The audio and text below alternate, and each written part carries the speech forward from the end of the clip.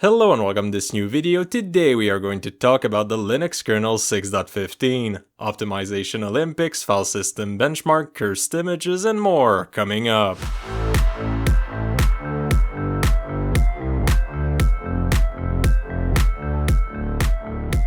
Now let's start with a message from none other than our great Linus Torvald, which says that, well, there was a small delay because of a last-minute bug, so they disabled the feature. It's not one of those features that we've covered on this video, so we can just skip it. But for now, everything looks good. Now, this release was a pretty big release, but even if it was a big release, there wasn't much action in the release candidate. So normally when you got a big release, you will get a bunch of fixes in the release candidate, but in our case, it was pretty calm. So nothing to see here, everything looks good, we're good to go, let's go into the features. So let's start with our first of 4 featured change of the day, which is actually 3 in 1, because today we are doing the Optimization Olympics 6.15 edition. We are going to review 3 parts of the cryptography code applied to the x86 architecture, which saw some big gain this release. Let's start by AES XTS, which saw a 23% boost this release. The way that they managed to get that boost was to remove some code that would have some interrupts that would sometimes fail and fall back on unoptimized code. So by removing all that, starting new, and making something that doesn't have interrupt that fell and falls back on unoptimized code, it managed to yield that 23% boost. Good job, guys. And we also see on the AES CTR side, our second contender, we have a way bigger gain of 250% performance boost. How did they manage to do it? Well, they're doing it by using the x86 extensions. So inside of your x86 CPU, if you have a modern one, you probably have some extension that allows for faster execution of some complex task. Those extensions could be AES-NI, AVX, or VAES. There's a bunch of others, but those are the ones that are used by AES-CTR. Now, what those do is they do a very complex task in way less CPU cycle. So they use 1, 2, or 3 CPU cycle to be able to process something that would take 15, 20, 30 CPU cycles. So by doing that, they see an optimization, and when they are wired up to the system, they indeed work very great. And now let's get to our third and best contender, which is the CRC error detection checksum. Now, there is a very big optimization there. It starts from 4x up to 29x faster. Let me repeat that. 29 times faster. How did they manage to do it? Well, turns out all the circuits, like AES-CTR, that were needed were in the CPU, and just wiring them up make the dream works. So here, they just wired up AVX 512, and we see those massive gains on the CRC code. So for anybody that was using it, it's now faster. Enjoy the new kernel. Let's now go to our second feature, which is I/O Uring being able to do zero copy network receive. Now, what that means is that I/O Uring does not have to receive whatever it gets from the network into kernel memory and then transfers it up to the user or to the application memory. So instead of doing that, it can directly put whatever it receives into user memory, thus making it way faster. How much faster? We're talking about a 200 gigabyte link being able to be saturated using a single core of a CPU. That would be unthinkable before, as copying the memory from the kernel memory to the user memory would fill up way more CPU power. Let's just say that it's one of many optimizations that we're seeing possible because of I/O Uring. So this subsystem was clearly a very good investment of time because we are seeing it pop up everywhere for all the good reason.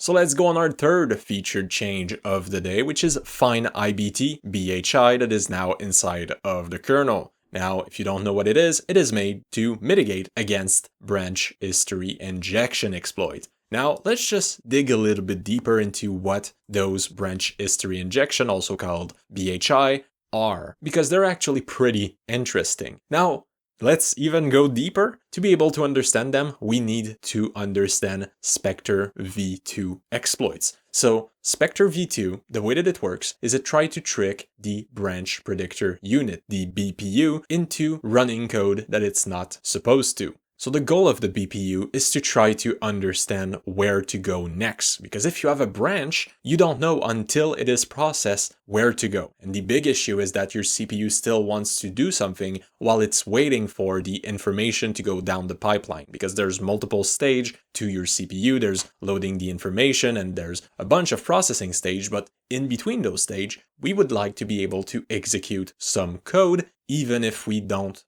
know where we should go. The way that we go about actually trying to guess where we should go next is by looking at where the call comes from and creating a tag out of that situation. So let's say that we have a specific call from the CPU and we see again a second time that same specific call. Both of them will have the same tag, and by comparing those two tags, we will be able to know that this should be the target of that computation, that should be where the branch goes, so we should go at that place. Now, all of those tags and target pairs are inside what we call the BTB. So the BTB is short for branch target buffer. So here we have a BPU that contains a BTB that contains a bunch of tags and targets, and that will try to guess where to go next based on a tag that it created from the calls that you used before using the current call. Now, what Spectre v2 does is that by manipulating the calls that you do before, you can use the user space in order to put some malicious memory inside of that branch predictor unit so that you can ask the CPU for a few cycles to execute that malicious code. And that's without having to be root. So let's make an example. You're the user, you make those calculations, you make those corruption to the BTB, to the branch target buffer, and you fill it up with specific value and malicious targets at the specific place that you think that the call will go. Then you do a system call. A system call will switch your CPU into kernel mode, and then inside of that system call, the BPU will be triggered, the branch predictor unit will be triggered, it will look inside of the BTB, and it will see that, oh, I have actually done that call before because I have a tag that fits what I'm doing right now. So I should be able to run that specific, well, now it's malicious code, but of course the CPU doesn't know it, so it runs for a few cycles that malicious code, and that's until, of course, it sees that it's not at the right place. When it's not at the right place, it will reverse course and resume what it's doing, but in between, there was some damage that could be done. So we could read some special kernel memory that we should not be able to read. So that's how a Spectre v2 exploit works. Now, there is a fix for that. The fix was to add a privilege to the BTB. So if you want to add some information inside of the BTB, the branch predictor unit will look at it and will say, is it coming from the kernel or is it coming from the user? If it's coming from the user, I will make sure to put it in the user category. If it's coming from the kernel, I will put it inside of the kernel category. The only big trouble with that is that it's still something that is exploitable. The way that it's exploitable is that everybody can technically do kernel function. Like I just said, if you do a system call, it will switch your CPU into kernel mode and execute some commands. Now, if you just brute force and send a bunch of those syscalls with the malicious code inside it, but you just change the origination of that syscall, you will at some point be able to get the right tag value to be able to trigger the malicious code and get access to the memory. So this is the core of the new way to do branch history injection. Is the idea that if you just trigger enough syscalls or you go into kernel mode enough time, you will end up being able to manipulate the BTB and be able to trigger your malicious code. So how did they fix this? I have no clue. There is no documentation about it. There is no real idea what they did.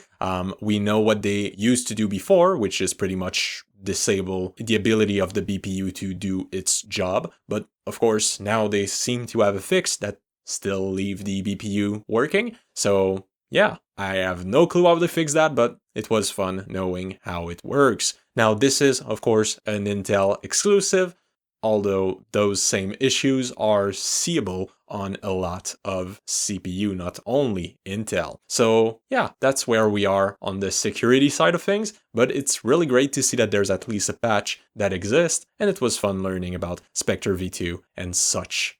And let's go into our final feature of the day, which is the benchmark from Phoronix. So Phoronix gave us a really good benchmark talking about Bcachefs, BTRFS, ext4, f2fs, and xfs. Now, let me tell you that if you were expecting some out-of-this-world performance from Bcachefs, I'm very sorry to tell you that's not the case, and I'm going to talk a little bit about why it's probably normal, but for now, what we can see is that XFS is beating everything out of the park. It is absolutely insane. We can look at the individual result where XFS is pretty much always on top, and we can also look at the overall result where they kind of compute all of the benchmark, put them together and give a result where we see that XFS absolutely dominates. So if you want performance, there is no doubt in my mind, your choice should be XFS.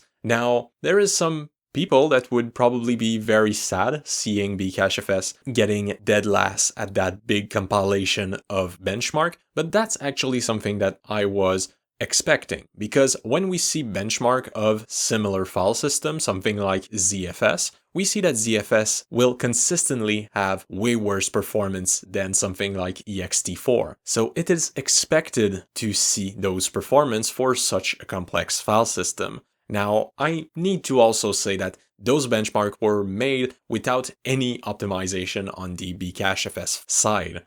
By that I mean that there is some benchmark that would have some performance boost from configuring Bcachefs in a specific way to make it work better with the specific benchmark that it's running at that point. Now, of course, that's probably how most people will run it day to day, especially if we're talking about just a random person for their desktop computer. But on the commercial side of things, Bcachefs would probably have way better result because it should be configured exactly for the workload that it's supposed to get. Now, what I can tell that is very positive from this is that even in the comments of the benchmark, we have Kent that actually went in the comments and addressed those change and where he was going in the coding of his file system and where he will make change in order to yield better performance and where things are going. I'm going to talk a little bit more about that later, but to me it is great to see those results. It is great to see no major failure coming from Bcachefs. It is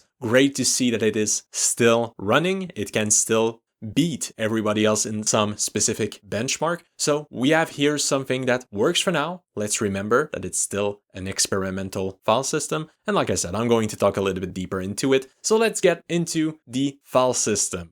And to start the file systems, let's just start by one big news before we go back to Bcachefs, which is the block device that now supports block size bigger than the page size. This is massive because we have VFS and XFS that has that implemented since 6.12, and we now have the full pipeline that is compatible with having bigger block size than the page size. What that means concretely, we can start thinking about optimization when we're looking at the cache of an hard drive. Some cache may be better equipped to have bigger block size, and it may also be important if you want to store more data to have bigger block size so that you can store more using less addresses. So this is an overall big deal that it's been done. Very happy. And let's just go back to Bcachefs because they absolutely banked on that good news because they offer now support for bigger block size than the page size. Now,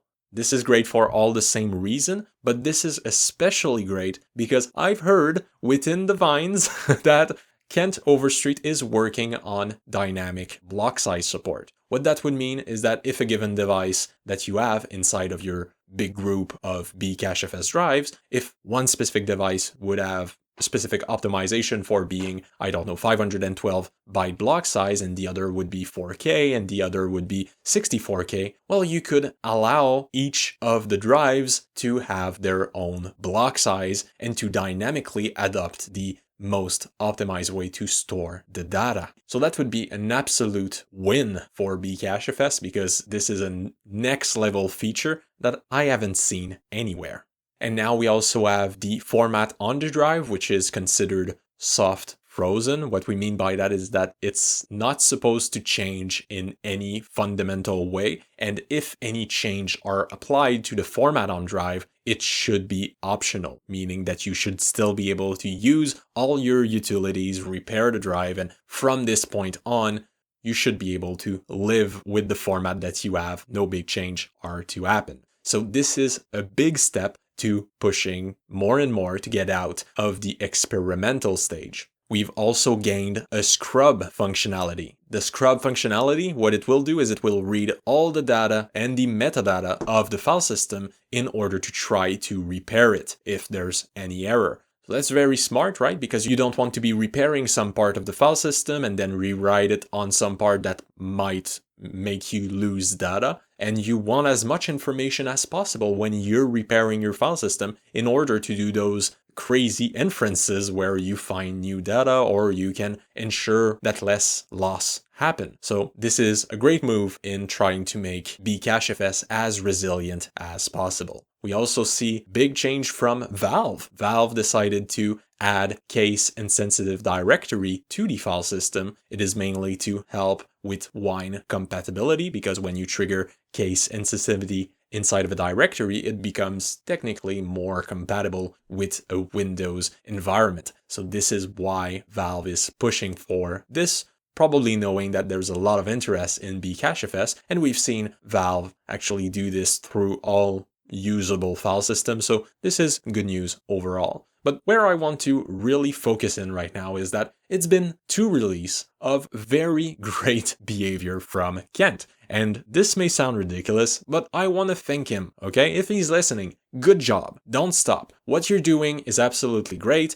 and we are seeing you everywhere online in the comments being overall positive, and this is what people want to see from you. We want to see you actually pushing yourself in your code to do the best, well, product is a weird word, but the best result possible, right? We want to see you succeed because we want to have our own more powerful ZFS. We want to be able to have all of those fancy features, and we want to have something that works with great performance for specific workloads and maybe even great performance overall. Who knows, optimization may get there, but we want to see you succeed. If you're listening to this, Kent, don't stop. So that's all for Bcachefs. Let's go into XFS, where we now have support for zone storage device. Now, zone storage device can mean multiple things, but let's just split it into 2. First of all, we have zone storage device when talking about SMR drive. SMR drives are drives that will write their lines of data one over another to try to achieve higher density. So when you use that type of drive, your drive must do a lot of mental gymnastics in order to try to write what you want on the drive, because it cannot really overwrite something that has been changed, right? So if you change some part of a file, it will just rewrite the file somewhere else and then delete whatever it already has. So this can be a weird environment if you want to make change, or this can be a weird environment overall. So the idea of zone storage device is that you allow the kernel to have much more control over how storage should be handled.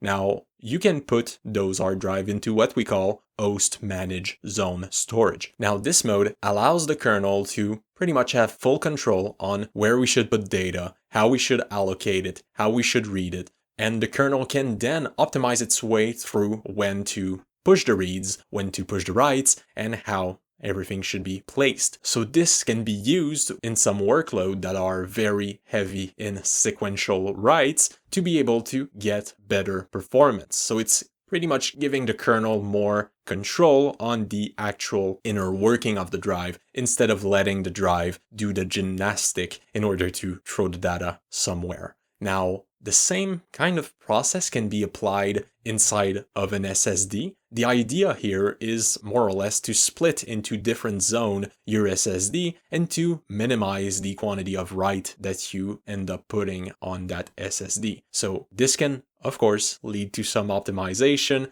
And this is overall great news for XFS. This is not something that you are going to use because this is not a general public thing. It is more or less an optimized workload for people that have large amount of data that they need to sequentially write. Now let's jump onto BTRFS, which adds negative compression. So ZSTD, Z standard, has negative compression. So you can compress level 1, level 2, level 3, but you can also compress level -1, level -15. It's up to 15 if you want. And it has some pretty good results. So it actually works fairly well. And I'm asking myself if maybe on smaller computer, on computer that doesn't have as much CPU to be able to do those transactions between the hard drive and the CPU, it may be smart to go towards the -15 because it still yields a pretty good result. It would be interesting to see how much CPU power it takes to do the highest compression compared to the lowest compression, but it is a good news to see that we have more option in the compression of our BTRFS systems.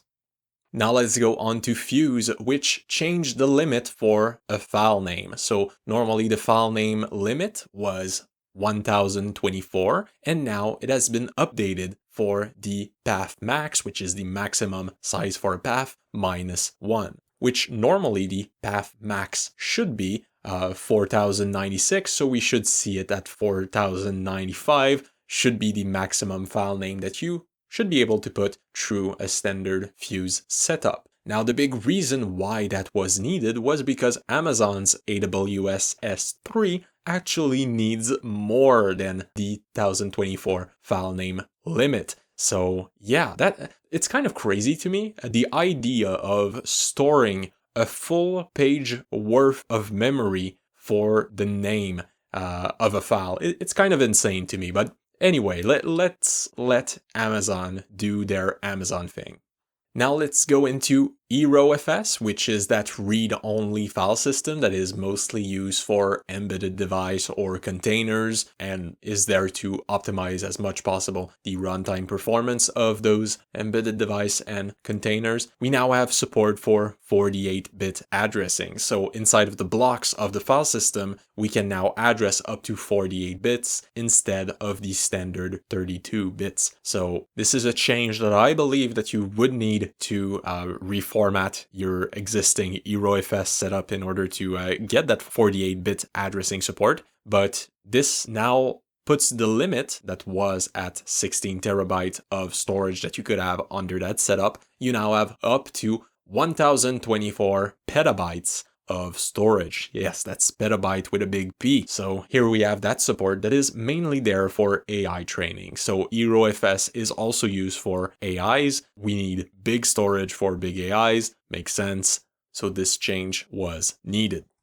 And now let's go into our last file system change of the day, which is System 5 file system that has been removed. It was removed because it was mainly unused and also probably unusable. It's been completely removed from the kernel. Now, that file system was kind of divided into 3 implementation. There was XenixFS, there was System 5 386FS, and there was CoherentFS, all bundled together under the name System 5 file system. So it's been removed, nothing to say here, apart from the fact that it's kind of funny because before removing it, they converted it to the new mounting API. So if you've listened to my videos for some time, you know that they're kind of converting everything to the new mounting API. So if for some reason this would need to come out of its removal state, if we would need to bring it back, it would already have the new mounting API applied to it.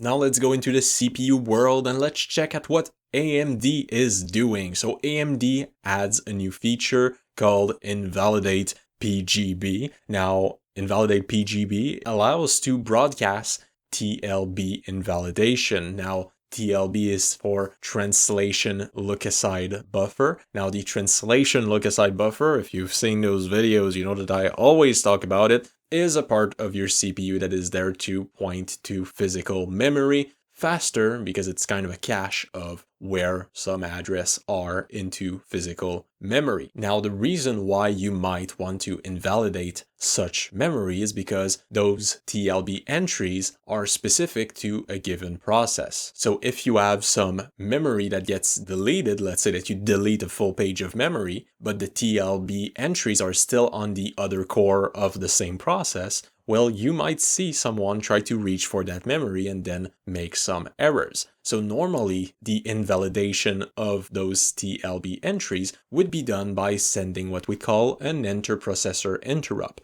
Now, interprocessor interrupts are great, but they're not the most optimal way to do it, because AMD brought in a full feature that's there to do the same job as an interrupt. Of course, an interrupt will stop the CPU from doing something. It will do the task that it's supposed to do and then resume the execution. Now, the feature from AMD, from what I understand, will broadcast that TLB invalidation, but it won't hang the CPU for it. So it won't halt the execution of what's going on the CPU in order to remove that TLB entry if it exists on that specific CPU. So this gives some nice performance boost in some task. We see a benchmark that they've made that's up to 2x performance gain in that specific invalidation. We also see some continued work with the AMD node driver. Remember, in the last release, the 6.14, we saw a decoupling from the legacy Northbridge code and the new node code for the Zen era CPU. So we see more and more work being done on the newer code, which is great news, and we're probably going to see more and more work every release. So great to see AMD working on their new construction. Now let's go on to the Intel side, where we see continued work on CPU identification that was started back in 6.12. So there is more and more change into how we identify Intel CPU. Now, Intel CPUs from newer model will use the family 19 name and will use the new VMF micro. Now, VMF stands for vendor model family, and the vendor model family information will be what is used inside of the kernel for identification instead of the model ID. We also see the support for mitigation to only be applied to one type of core. Now, I believe that goes to all x86 machine and not only Intel, but the big reason why that was done is for Intel, because Intel have their E-cores, so their energy efficient core, and their P-core, their performance core. So you have some issues with some energy efficient cores that actually have some specific vulnerabilities. Now, you would not want to apply the mitigation to every core because that might impede on the performance of the performance core, which we do not want. So here, to be more specific, we have the E-cores on Alder Lake and Raptor Lake CPU that are susceptible to the register file data sampling vulnerability. That vulnerability allows a process that comes right after another to be able to snoop at what data is left on the registers. So that's a big vulnerability. We of course want to patch it, but there is no reason to patch it on a core that doesn't have this issue. So great for Intel for at least fixing after the fact that we're mitigating against something that we don't need to. We also see some initial work in a future tech that we will see inside of at least Intel CPUs, which is the Advanced Performance Extension. Now, the reason why this is interesting is because it seeks to double the general purpose register inside of your CPU. Inside of your CPU right now, you have 16 general purpose register, and they want to up it to 32. So the idea here is that when you have some very optimized process, having more registers can help a lot. So you can have some big performance boost when looking at things like compiling software. So adding those registers, which let's remember are the fastest memory a CPU can access, is always a good idea. And as a final fix from Intel, we have a TDX fix. So of course, TDX is the way that Intel seeks to protect its VM, so it's the trust domain extension. Now, inside of a trust domain extension, when you have a VM running as a guest, it should not be using the alt instruction. So there's an x86 instruction called alt HLT, and when you run it, it will just halt the CPU and it will wait until an interrupt is fired. Now, for TDX, that just doesn't work. That's something that is slow, unoptimized, doesn't work, so they've managed to pull as much as those halt as possible from running on TDX.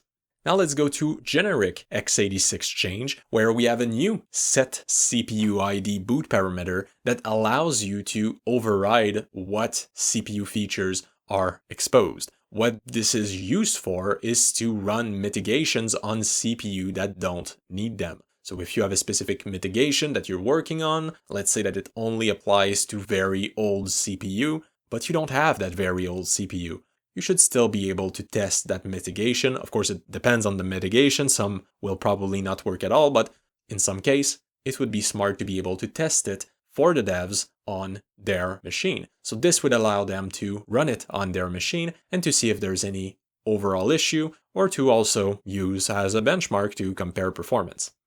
We also see support for large read-only executable pages for kernel modules. So now when you load a kernel module, you can load it inside of a large read-only executable pages, which is something that was attempted to be added to 6.13 but needed some cleanup, and now it is on the kernel. The big idea of that is, of course, to remove the pressure on the TLB in order to get more performance, because we have limited space in the TLB. If we put more of a kernel module inside of a large page, we get better performance. So as a push towards that better performance, we now have those large ROX pages.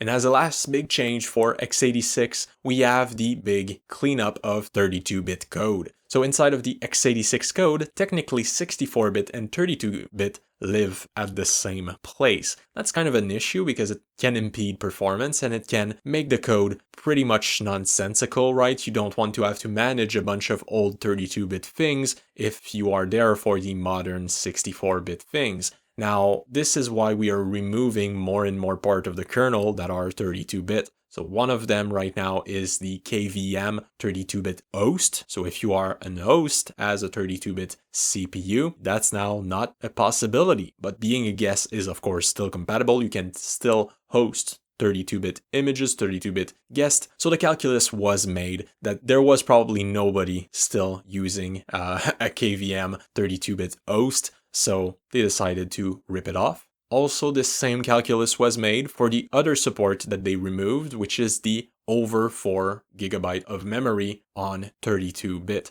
In Linux, we called it HiMem 64G. In probably Windows and the rest of the world, it's PAE. So remember those machines that would be able to have 8 gigs or more of memory inside of a system that should really only take 4 gigs. So now that support has ended. So if you're using 32-bit and more than 4 gigs of memory, rip for you, your days are done. And now let's go into RISC-V, which has a lot of new extensions. So of course we know RISC-V is an architecture, and the way that you grow an architecture is by adding extensions. So all of the extensions that we're talking about here are not things that would be by default inside of your CPU, but that would be as needed. That's the big power of RISC-V, is the idea that you kind of make the CPU that you need for your workload and then have an optimized CPU for your workload. So let's just run through those extensions. We have BF16, which is for brain float point. It's a floating point format made for AI. So that's been added to kernel. We also have, I'm going to just say the funny names because how do you spell that? So it's Zigboom. We have a cache management operation that has been added. We have ZAMO, which is atomic memory operation that have been added. We have ZALRSC, which is load, reserve, store conditional instructions that have been added. And we have ZICND, which is a base counters and timers. And we also have ZIPM, which is an hardware performance counter. So all of those were added to the kernel. If you want to read more about it, I have the documentation pages linked on the website. So they're pretty interesting. There's a lot of detail there, but it's a little bit too deep for me to go into on this video. Now next we have Long Arch, which has some small change in features. They fixed and improved the BPF just-in-time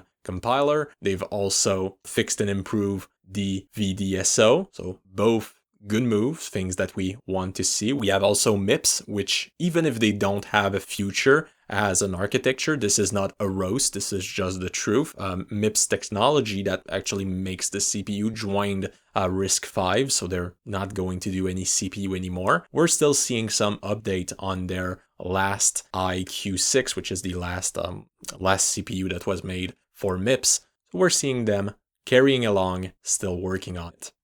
Now let's switch on to the GPU side of things, where we see the initial skeleton for the NVIDIA Rust-based driver Nova or Nova Core. So this is a Rust driver that's, well, the idea here is to be a potential replacement for Nouveau driver, especially when we're speaking about the RTX 2000 and newer. So it won't be compatible with anything older than that, but if you've got something newer than RTX 2000, you're good to go. So it's good to see that we have some Rust drivers actually trying to push the limits of what's possible. Now, of course, it's not yet usable, but I'm excited to see what it might yield. Now, Intel has some pretty big changes on the GPU. Actually, most of the changes that I've seen come from Intel, and I'll skip a few. But the two most interesting for me were the shared virtual memory that is now allowed to be used by the GPU. So the system, so your RAM can be shared with the GPU. Now, this is a standard across the GPU world, if I'm not mistaken, but that's a new feature for Intel, so it's good that they have it. Now, another interesting feature is the Intel Xi driver that introduced the protected Xi path. That's a DRM, so you might not like it, but it's the idea that your DRM content will stay encrypted until it's in the GPU memory where it will be drawn on screen. So we're talking about encryption from the provider to your screen. Pretty ironclad method to make sure that you don't copy whatever is there. The only way to copy would of course be to record the screen, like the thousand of technologies that exist to do that, but guess we're still trying to do DRM. Now we also have AMD and Intel that join forces to create a new standardized way for the GPU to notify when it has become unresponsive. So there is now a way for the GPU to notify the user space when it becomes unresponsive, so the user space can attempt a recovery. So the way this could work would be if the user space has some process to actually send some command to the GPU that it knows that it can reboot the GPU and actually make it work. Well, now that's a possibility. And on AMD side, we have the AMD GPU that now supports OEM I2C buses for RGB lighting controls and displays. So it's the first step. We don't yet have fully customizable RGB like on Windows, but it is the first step into us being able to customize the RGB on our AMD GPU. Now let's go on to network changes, which we now see support for MCTP over USB. MCTP stands for Management Component Transport Protocol, which is a way to be able to get information through your system. Now, to be a little bit more precise, this will be used mainly with baseboard management controllers, so BMC. BMCs are just smaller computers that you have inside of your main computer. So what you can do is communicate using the MCTP protocol to be able to get to that BMC and tell it, hey, I want you to do this, I want you to do that. That way we can have some communication throughout the system. And if every piece of the system uses MCTP, we can then, of course, have a universal way of communicating over pretty much everything. So now we have support to do that over USB, and it's pretty much the last part that we needed because it can communicate through literally everything. Now let's switch to security, where we now have a greater use for MSeal. So if you remember, MSeal is a system call that was added back in 6.10. It actually was a little bit of a debate inside of the kernel of how it should be implemented, but the idea of MSeal is to be able to make a memory mapping pretty much immutable so that it cannot be changed. Now, what does that mean? First of all, let's just go to the basics of what we're talking about here. So when we have some memory allocated, let's say we have a page of memory. The page of memory is the underlying data on your memory. But you also have a memory mapping. Your memory mapping is like a big pointer towards your physical memory that says where is your page and what permission do you have over that page and a bunch of small information about that page. So what could end up happening would be that the memory itself, the page, would, let's say, be read-only and executable only, but you would have the memory mapping to not have the same status as the underlying memory itself. So somebody could try to modify that memory mapping or destroy it in order to try to corrupt the system. Now, the solution to that should be MSeal, because MSeal, what it does is it will make sure to make that memory mapping immutable so that if anybody try to edit it or try to change anything about it, it will throw an exception and the system would be able to manage that exception knowing that, well, somebody's trying to snoop in and do things that they're not supposed to do. So this can be used to be applied to things like the VDSO. So remember, the VDSO is that store of function that the user space can use. So if we seal that store of function that the user space can use, there is no way that this place can be attacked and that somebody could corrupt the whole system by attacking the VDSO because it would be sealed and impossible to be changed. So now we have the support for MSeal for system mappings, because before we had it, but only for standard process mapping. So inside of a process, when you do it, it makes sure that the only way to remove your mapping is by killing the process. Inside of your system, I expect that it's kind of the same thing. You have to restart your computer if you want to remove that sealed memory. So by default, it's removed, it's disabled, but you can enable it on your computer if you want. It will probably break a bunch of stuff because we're kind of sealing a bunch of places that have never been sealed before. There's probably some system that will call the wrong command, will call a read-write command while it should really only call a read, and that might break stuff. So it's disabled by default, but it's a good idea. And if in the future we can make sure that it does not break anything substantial, that would be a very great thing.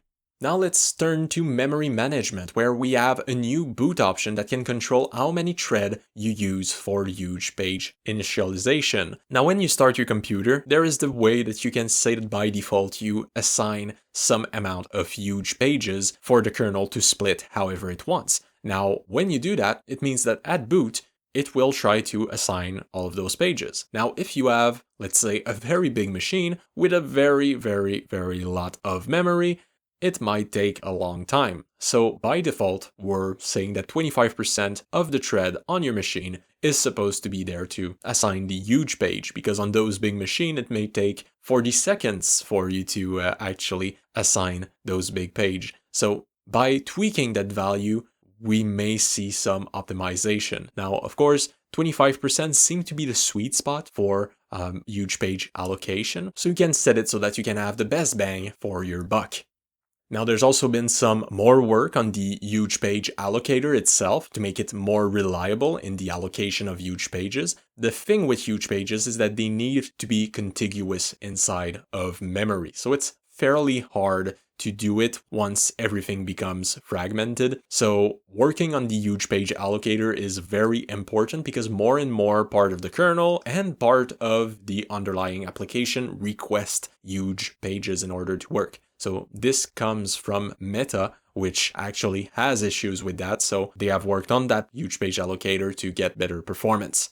Now let's go into the Misc change, where let's just start by the new minimums. You now need GCC 8.1 in order to compile the kernel, or LLVM 15. There's also a need for Python 3.9. So those are the minimum version for you to compile the kernel. Now there's also a new subsystem around the block. It's called FWCTL. It's a new standardized way for drivers and hardware to expose secured firmware interface to the user space. So this is pioneered by NVIDIA, but it's also used by CXL and AMD. The big idea here is that right now there's no real solution for those firmware interface. So they need to do it either on their own inside of the kernel, which will look a little bit weird that each device will try to do their own solution, or it would be done all outside of the kernel tree, which is even worse. So it's great that we are seeing everybody come together and try to create a standard for how those firmware should interface with user. We also see that Turbostat, which is a tool that lives inside of the kernel tree to be able to get stats about the CPU, now supports up to 8,192 CPU cores instead of 1,024. Now, if you're wondering who the hell has that much core, I had the same question, and it turns out it's HP Enterprise. So HPE reported that they breached the limit with a system that has 1,152 cores. How did they get to that number? Who knows, but they have that much cores. So we have a regression that has been fixed. Remember, a regression is when you have done something in the code that makes you lose performance. There's been a fix for that, which in our case was a 50% loss in performance for the CPU idle governor on tickless system. Now, when we're talking about tickless system, is that some kernel will actually only wake up on demand. So as soon as you have an interrupt, that's where your core will wake up and will do work. When the work is gone, your core will go to sleep. And when we're talking about sleep, we're talking about deep sleep, not I'm doing still 1,000 cycles a second. No, we're talking about no cycles. So here we see those systems that are made for high performance that would have some strong performance loss because of how they would be managed. It's good that it's been fixed because they're needed, right? They're needed for energy efficient systems. And now let's go into the last subject of the day, which is hardware, which has been dominated by Apple. So Apple has their security coprocessor, which is the Apple T2. Technically, the Apple T2 is a form of BMC. So it is a form of small computers that is inside of your computer in order to help the bigger computer work. So we have a bunch of features that Mac have that are now compatible, but the T2 coprocessor is mainly there for security. So it's mainly there to encrypt what you put on your hard drive and store some secrets for your computer. And we also see support for the Apple Z2 protocol, which is used for the touchscreen, and the touch bar driver, which is where I'm going to. We have support for the Apple touch bar on older Intel x86 Mac and also newer ADP driver for handling the touch bar display. So now we have all of the kernel support for that touch bar display for Intel x86 and Apple M1 and M2 powered MacBooks. And we also have, and I completely skipped this, back in 6.13, somebody started working on compatibility for older iPad, iPhone, iPod Touch devices. Now, this has been done in the past. I believe that in 2020, somebody managed to get their iPad running Linux, and it was a very cursed image. It's either 2020 or 2022, I don't remember. Anyway, so there's this cursed image. I'll probably throw it on screen. But now we have inside of the kernel compatibility for backlight driver for those devices. So now we have the screen starting to work by default in the kernel for old iPad, iPhone, iPod Touch devices. Yeah, we're there. And talking about curse, I saw this laptop. It's very ugly. It's the MNT Reform 2 laptop. I understand that it's open source. I understand that it's modular. But god damn it, that's very ugly. Now, let's skip the ugly and cursed image to go into the cleanup and update of the general purpose interface bus, which is a 50-year-old connector that is still used by some scientific equipment. Someone just decided to update and clean up that code. It's a very old connector, but turns out that even if it predates the kernel by a long shot, it is still compatible with it. Now, one last fun fact of the day is we have the emperor of Linux, Linus Torvald himself, that says that he's changing his ways. So he was using a quieter, low-profile keyboard, and he gave it half a year, and now he rage quit, okay? The guy rage quit against his keyboard, and now he's going back to his clicky blue cherry switches that does a clickety-clack, to use this term. So now that he's finished with his experiment, he says that he's going to blame his typos against the autocorrect instead of against the keyboard. keyboard. So that's great news to see. Good job, Linus. You really gave it a shot. But yeah, that's always what happens when we try new hardware, right? It's always better to stick with what we love. So that's all for today. I hope you enjoyed. This was very fun to make. And from now on, fingers crossed, I should have more time to make some content. At least I have one other video in the pipeline, which is a big base of let's go very deep into the kernel and seek to have some baseline knowledge in order to understand things. So yes, that's where we're going next. And I have much more to do, much more videos to make. One every week, like we should do. And if not, I'm going to make a live stream. Yes, this is a promise that I'm doing here. You either get one video a week or I'm live streaming, okay? So if you see a live stream, I'm very lazy, but you will get it. So that's all for today. I hope you enjoyed. The special word of the day is... Oh, what are we choosing today? I wanted to put keyboard, but that's kind of dumb. Are we really putting keyboard? Okay, let's do something even more random. I think that the real MVP today is AVX, okay? So today, the special word of the day is AVX. Put AVX in the comment to show that you are a unit. So that's all for today. I hope you enjoyed, and of course, take care.